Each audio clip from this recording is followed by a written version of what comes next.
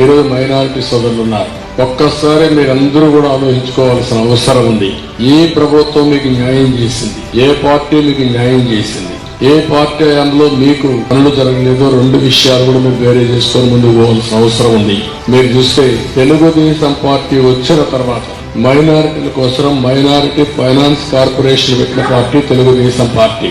మీరందరూ ఎప్పుడు ఉర్దూ అభివృద్ధి కావాలి, మేము ఉర్దూలో చదువుకోవాలి. 13 జిల్లాల్లో ఉర్దూ రెండో భాష చేసిన పార్టీ తెలుగుదేశం పార్టీ. నేనే ముఖ్యమంత్రిగా చేస్తాను. మాకు ఉర్దూ యూనివర్సిటీ కావాలి, మా పిల్లలు కూడా బాగా చదువుకోవాలి. అందుకే హైదరాబాద్ లో ఉర్దూ యూనివర్సిటీ పెట్టించాం.